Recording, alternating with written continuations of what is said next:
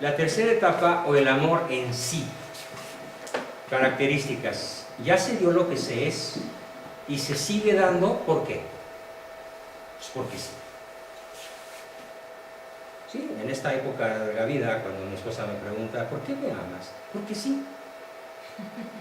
No, pero a ver, porque te cocino, porque te cuido, porque te adoro, porque te gusto. No. Borra todo de la lista.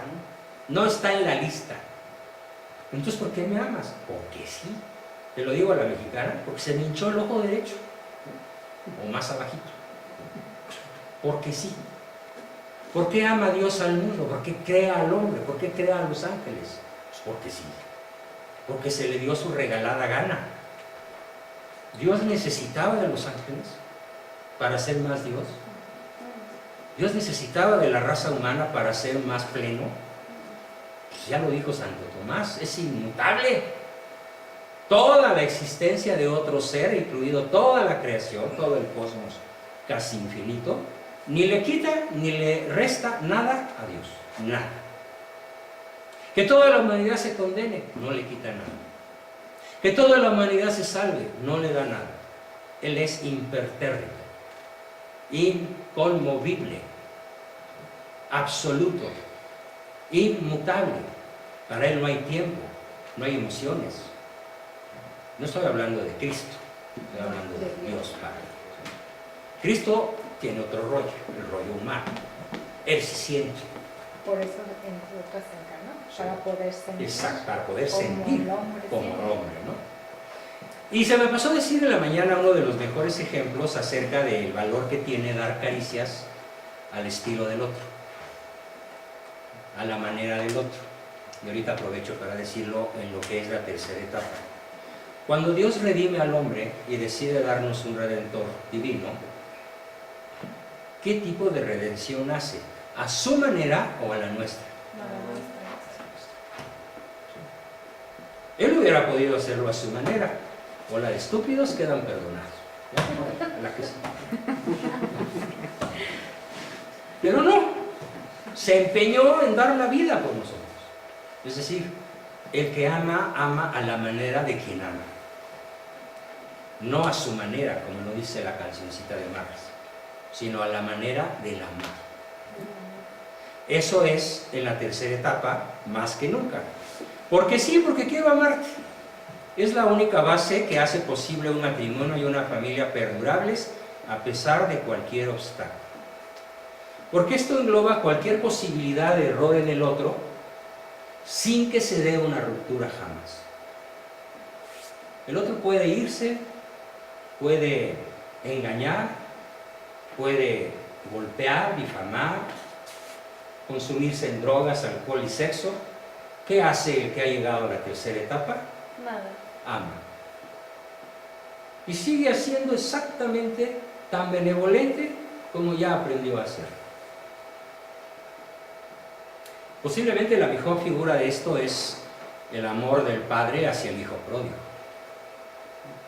que hace una fiesta cuando ve que el hijo regresa y provoca la envidia del hijo mayor que todo estuvo ahí toda su vida, ¿no? Entonces, cuando eres realmente amante en el tercer nivel, no importa cuánto se equivoque el otro, ni cómo se equivoque. Tú permaneces en el amor, como una decisión unilateral, incondicional y para el resto de la eternidad.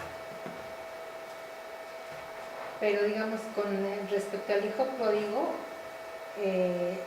ya sé que Dios no nos condiciona su amor, ni nuestro Señor Jesucristo. Pero el hijo pródigo, el padre lo perdona primero, desde que viene, desde que lo ve. Se alegra y lo perdona. Pero el hijo viene arrepentido. Eso es lo que hoy tiene en la Iglesia Católica asumido esa confusión a muchos millones de personas. Lo de la misericordia sin arrepentimiento. Claro. Sí. Y que todavía hacen falta precisiones del Papa, estoy de acuerdo. Tiene que aclarar lo que los cardenales le preguntaron y que no ha contestado. ¿Nos puede aclarar un poco más eso? Porque igual no Sí, no, eso. Para todos. Tú no puedes vivir hacia el otro solo la misericordia. de alguna manera tienes que hacer justicia. La justicia divina va ligada a su misericordia y la misericordia divina va unida a su justicia. Entonces, vamos a imaginar la hipótesis de que el hijo pródigo no regresa porque no se arrepiente. La pregunta es, ¿por misericordia Dios lo va a buscar y lo obliga a regresar? No. O incluso que regrese, pero no arrepentido. Dios puede hacerlo que regrese de muchas formas, con un accidente, con una lotería, con una cosa maravillosa, con una tragedia tremenda, pero finalmente, ojo con lo que voy a decir. Dice mi filósofo francés favorito, Paul Claudel, lo único que hace inútil la omnipotencia divina es la libertad humana. Dios no se mete con tu acto libre. Te puede hacer fiestas y te puede hacer todo un plan de mercadotecnia informática y te puede mandar 1000 y un señales, hey, acá estoy, por ahí no es, regresa. Pero si no quieres regresar, no No hay regresas. manera. Entonces, ¿cuál es el acto justo que se deriva de no querer regresar al amor? O a la fidelidad, o al arrepentimiento. Pues que te quedas con lo que escoges. Así ¿Y qué es lo que escoges? es. El mal. La soledad. Ojo, en alta teología, el infierno que uno escoge a veces, cuando peca, es la soledad absoluta. Teológicamente el infierno se define como la ausencia de Dios. El vacío de Dios. Es el único lugar, incluso físico, donde Dios no está. Pero, ¿alguien te mandó ahí? No, tú solo. Tuviste Tú libertad. fuiste ahí. Esa es la justicia. Tú estás donde quieres estar. Algunos teólogos postmodernos dicen que no, que eso no va a suceder y que al final de la historia hasta los peores pecadores alcanzarán redención, ¿no es cierto? Eso es de ahorita. Sí, pero eso es falso. Y Salvucci lo aclara muy bien. Sí, ha tocado el tema alguna vez. Este muchacho argentino. Sí, es un locutor argentino muy culto que dice muchas cosas muy interesantes. Entonces, si tú decides no ser benevolente, si tú decides no ser leal y no te arrepientes, asumes las consecuencias de tus acciones. Pero, o sea, lo que Mau dice es, si estás en el infierno y te arrepientes, No, no, no no hay, puedes. No hay posibilidad. No hay posibilidad. Solamente. Ya escogiste. O sea, ahí ya de por vida tu alma se queda ahí. Es una Entrando que a la no puede ser, eternidad, ¿no? Que por ya- siempre se queda ahí tu alma. Porque si Dios Entrando no a la eternidad misericordia, ya no hay entonces, posibilidad de ajá, arrepentimiento. De hecho, por eso los demonios siguen siendo demonios, porque ellos hicieron su elección. Ellos eterna. hicieron una elección irreversible. Y el humano que se Contemplando a Dios, ¿no? ojo, sí. Y el humano que se condena hace una decisión irreversible. A ver, vamos a hablar un poco más en términos realistas. Cuando yo estuve como asesor en la PGR, me enteré físicamente de que el señor Salinas de Gortari había hecho una fortuna de 27,000 millones de dólares. Estamos hablando de su sexenio. Eso fue lo que él se clavó. A ver, piensen, ¿los va a regresar? ¿Se va a desprender de ellos? ¿Lo va a reconocer pública y notoriamente de cara a la nación? Porque eso tendría que hacer. Regresarlos. Pero regresarlos a quien se los quitó, a la nación mexicana. ¿Existe algún remoto grado de probabilidad de que lo haga? Entonces, ¿cuál es el acto de justicia? Que se quede con lo que se quedó. Y ese dinero con el que se quedó, esa fama, ese poder, esas riquezas, esos honores, esos placeres de los que sigue disfrutando, ¿le van a durar por toda la eternidad o son finitos? Son finitos. Y si no los regresa, se va al infierno. se queda sin ellos, se queda sin lo mal habido y se queda Sin Dios. sin Dios. Eso es la misericordia y la justicia juntos. Porque además Dios piensa en todos los robados por Él. Y cuando Él pague las consecuencias de sus acciones, pues obviamente está de cierta manera restableciéndose el Estado de Derecho, la balanza de la justicia. Porque finalmente ningún pecador aferrado a su pecado se va a quedar con los beneficios de su pecado. No. Los va a perder invariablemente, absolutamente. Y los justos serán recompensados. Los justos poseerán la tierra. Por eso, pero si sí devolviera el dinero y si se arrepintiera, Sería sí otro problema. podría Claro. ir al cielo. Y Dios se va a encargar de hacer que quiera. Pero Él puede decir no. De hecho, les platico algo que a mí me tocó vivir. Lo narro en mi novela. Aquí hay una narración espeluznante de cómo es el final de un pariente muy cercano a mí.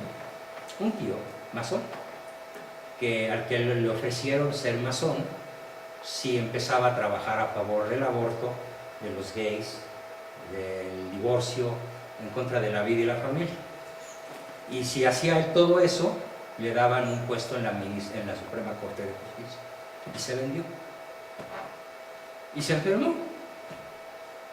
¿Y qué hicieron los masones cuando ya lo veían cerca de la muerte? Cuidaron que ningún sacerdote se le acercara. Que ningún sobrino, ni hijo, ni su esposa se le acercara. Los cercaron física y psicológicamente para que no rompiera el pacto con el demonio. ¿Pero quién, perdón, yo no escuché? ¿Quién? ¿Quién? Tío. ¿Un tío mío? Ah, un tío, escuché. No digo su nombre, Ah, ok. pero fue un esposo de una hermana de mi mamá, que además fue un hombre que luchó con mi padre hombro a hombro por liberar a México de la tiranía del PRI, y les tocó perder por historias muy complicadas que algún día tendré el gusto de contarles. Entonces, cuando la persona decide entrar, es como cuando entras a la mafia, ¿sales? Está muy complicado. A ver, cuando entras a las líneas corruptas del gobierno, ¿sales? Muerto. Muerto, silenciado, defenestrado, suicidado. Racismo. Y si mueres lejos de tu último fin, pues tú te condenas solo. No es que Dios te mande al infierno, es lo que tú escogiste. Pues en la tercera etapa eres un vehículo de salvación y tú sabes que si tú persistes en el amor, si tú persistes en la lealtad, ¿saben qué sucede? Es la mejor forma de arrastrar al otro a lo mismo. Es la historia de Santa Rita de Casia, por ejemplo. Necia, terca, empecinada en salvar el alma de su marido y de su cuñado. Pero no les predicaba, no les decía, no les hablaba. Ella vivía su fe en grado de tiempo. Y el final de la historia de Santa Rita es que finalmente ellos se convierten a tiempo. Pero ¿qué hizo ella? Amar a la persona que la golpeaba, que la engañaba, que le paseaba a las prostitutas por enfrente, que le metía mujeres a su casa, ¿sí? Que le robaba sus bienes, que la humillaba en público. Cuenta la leyenda dorada que en una ocasión ella sirvió de comer a los invitados de este señor majadero, y ella se fue a la cocina después de dejar las viandas en la mesa. Entonces el rey, era un príncipe, ordenó que pusieran caca de vaca debajo de todas las bandejas, ¿sí? Sin que ella supiera. Cuando ella regresa de la cocina, el rey dice: quiero que todos vean lo que mi esposa hace de comer. Levanten las tapas. Todos levantan las tapas. No había caca de vaca, había bolas de oro. Historia de Santa Rita de Casia. Hecho milagroso, real, un milagro. Narrado por gente no cristiana de la época. O sea, son testigos no cristianos los que narran. Los invitados narran cómo en vez de la caca de vaca que había ordenado el rey poner allí, hay trozos de metal de oro. Por eso es una santa, ¿no? Sí, todos tenemos la misión de alcanzar la santidad. Es el papel de todos. Alcanzar la santidad está al alcance de todos nosotros. Pero ¿cuál es el factor que nos va a llevar a la santidad? Esa es la pregunta que todavía no contesto. Bien, esta es entonces la tercera etapa. El amor del porque sí y del que vence cualquier obstáculo. Es incondicional. El amor no depende de la respuesta del otro. Es una cadena de decisiones, racionales y voluntarias, pero también viscerales, espirituales, unilaterales y libres, incondicionales y definitivas, en la que todo se perdona, en la que todo se puede, en la que el amor no acaba jamás. Se fundamenta en la fe y la esperanza y produce como espléndido resultado la auténtica caridad. Y aquí está lo que les platicaba: el amor no depende de la respuesta del otro. Esa cadena consiste en mi mejor acción, con mi mejor potencia o virtud, para lograr el mejor bien de mi mejor persona, mi cónyuge. Yo te doy mis caricias, puedes contar conmigo, estoy aquí a tu lado, me siento orgulloso de ti, eres ampliamente reconocido. ¿Por qué? Porque tú eres tú. Porque tú eres tú y a ti te escogí para amarte. No es porque seas guapo, divertido, simpático, saludable, triunfador. Es porque tú eres tú. Y con eso tengo bastante para amarte el resto de mis días. Pero ahí no estamos incluyendo una persona que haga daño, ¿verdad? Inclusive una persona que te haga daño la puedes amar. Pero, y ya no estamos hablando también de alguna enfermedad psicológica. Sí, sí. Tú puedes decidir amar al loco.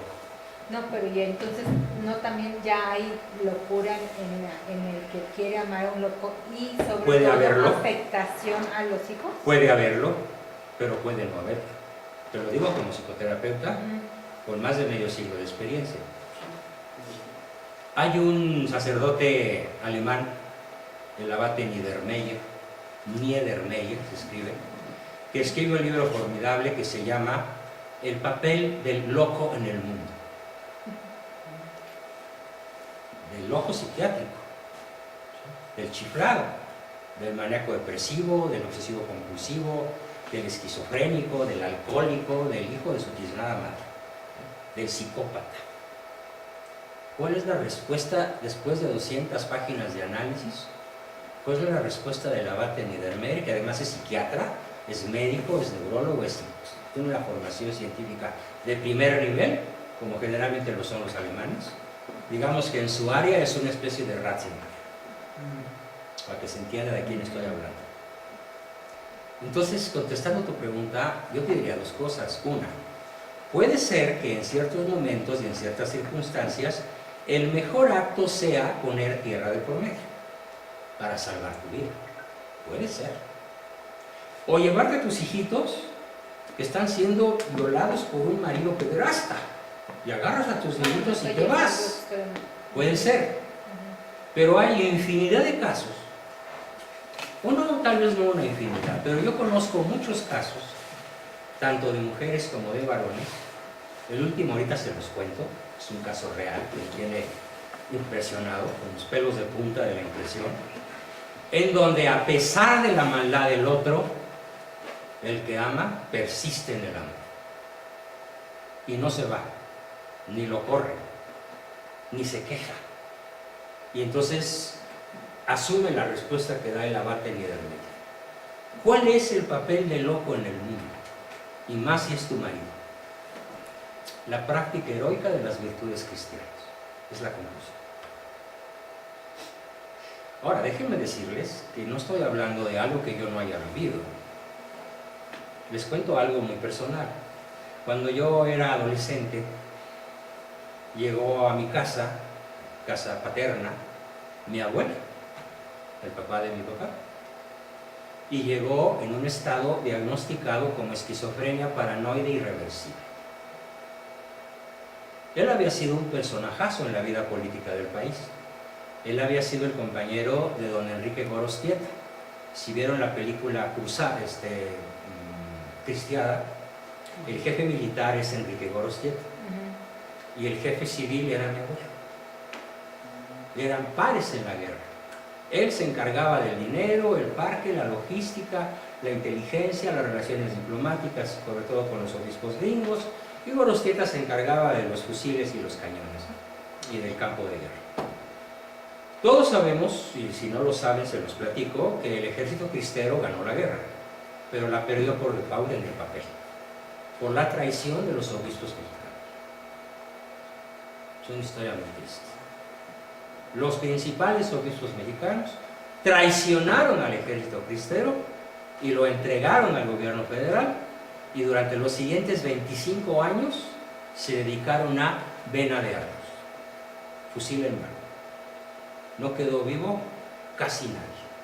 Mi abuelo anduvo por todo el planeta huyendo escondido. Ya se podrán imaginar el sufrimiento de una persona acostumbrada al mando, a la inteligencia, a la cultura. Él era abogado, brillantísimo. Era un hombre, antes de la revolución, mega rico. Todos los fines de semana él jugaba con patitos, aventaba patitos a la presa de Santiago, pero los patitos no eran monedas de cobre, eran centenarios de oro. ¿Saben qué es un patito? Avientas la moneda y se va cuac, cuac, cuac, cuac, cuac, cuac, hasta que se hunde. Y los chavos de la comarca se echaban a sacar la moneda, pero era un centenario de oro. Y cada fin de semana echaba 50. ¿Por qué? Porque era un benefactor del pueblo. Bueno, pues ese señor, rico, famoso, poderoso, etc., huye durante 25 años, escondiéndose, salvando su vida, hasta que en una de esas, en 1956, llega a mi casa, siendo yo un adolescente de 12 o 13 años. Y mi papá me dice: oye Juan, te necesito pedir un acto heroico de caridad. Sí, dime padre, ¿qué quieres que haga? Quiero que tengas a tu abuelo en tu recámara y que me lo atiendas sin descuidar tus estudios. Bueno, ahí me hice psicólogo. Ahí entendí que el esquizofrénico no entiende. Mi abuelo me recibía a bastonazos, a escupitazos, a majaderías, casi todos los días. Y yo aprendí a contestar con ternura. Y poco a poco lo fui domando. Se fue tranquilizando con caricias, tiempo y reconocimiento. Su cerebro estaba dañado por las medicinas que se daban en aquella época, que eran nemutales, y dañaban el sistema nervioso de forma irreversible. Pues empezó a tener sus momentos de lucidez, y cada vez más largos. Entonces yo me sentaba con él todas las tardes a escuchar la historia de la cristiana, pero la historia por dentro. Cómo fue la traición de los obispos, qué dijo el Papa, por qué se rajaron los obispos gringos, por qué, porque la masonería les dijo: si ustedes no convencen al ejército mexicano cristero de tirar las armas, va a haber persecución. Oiga, pues ya hay persecución, sí, pero en Norteamérica. Y los norteamericanos se echaron para atrás y dejaron de financiar a los mexicanos. Y mil y una historias más que escuché durante 3 o 4 años y que ahora están aquí en forma de novela, y en otros muchos que estoy escribiendo. Todo eso fue para mí, a los 13 años, la posibilidad de practicar la caridad en grado heroico con un abuelo loco, literalmente trastornado, impredecible, agresivo, depresivo, maníaco, delirante, agresivo como pocas personas. Murió lúcido y en paz. Por eso puedo decir que fue mi primer paciente. Entonces, claro, yo lo hice porque amaba a mi padre y porque conocía la historia. Mi padre también fue un luchador extraordinario. Mi abuelo, un luchador extraordinario en defensa de la fe. Se puede decir que aunque no perdió la vida en el campo de batalla, fue un mártir, porque perdió la salud mental peleando por México, ¿no? Por el México cristero, por el México profundo, por el México de la verdad, el que se opuso al PRI, a la masonería y a la bola de ratas que desde entonces nos gobiernan, ¿no? Haciéndose pasar por buenas personas, con sus honradísimas excepciones, y lo puedo decir con mucho gusto, como el papá de este caballero. Es una de las pocas personas de alto nivel político, de probidad a prueba de portafolios con billetes y de balas, pero es una excepción. Entonces, todo esto aplicado a la pareja. Yo también vi a mi abuelita, a mi abuela, la esposa de este señor, cómo aguantó, pero con una sonrisa en los ojos. No me quejo, hijito. Yo estoy practicando la caridad como Dios quiere. ¿Que tú me ves como una heroína? Pues a lo mejor sí lo soy, a lo mejor no. Pero yo así me quiero morir, amando a tu abuelo. Pero está loco, abuelita. Corres peligro. Yo me la sé capotear. Pues tengo esos ejemplos. Pero además tengo la teoría de los principales filósofos católicos. El amor no lleva cuentas del mal. San Pablo a los Corintios. No se irrita, no es envidioso, no lleva cuentas del bien que hace. Conste que yo te di, conste que yo te hice, conste que yo sí te amo, conste que yo soy el bueno y tú eres el malo. ¡No! El amor todo lo puede, todo lo vence, todo lo perdona. El amor no pasa jamás. Bueno, eso se los leyeron en su matrimonio eclesiástico y se los van a leer a ustedes. Y a ustedes se los deben haber leído, pero les entró por aquí y les salió por acá, ¿o qué pasó? Hay que retomarlo para llegar a este nivel de incondicionalidad, en donde no importa la conducta del otro. ¿Por qué te doy mis caricias? ¿Por qué puedes contar conmigo? ¿Por qué estoy aquí a tu lado? ¿Por qué estoy orgulloso de ti? ¿Por qué te reconozco? Nada más, porque tú eres tú. Y te escogí por amor. Y te escogí para amarte. ¿Por cuánto tiempo? De aquí a la eternidad. El amor no conoce el final. ¿Le entran? Ustedes tienen que verlo. ¿Puedes seguir amando después de la muerte? Las amistades de la tierra se conservan por toda la eternidad. Ya no hay héroes, por supuesto. Ni filia, ni estorge. Hay otro nivel muy, muy superior del que ya hablaremos en un momentito más. Pero a ver, entonces ahora yo pregunto, ponemos pausa.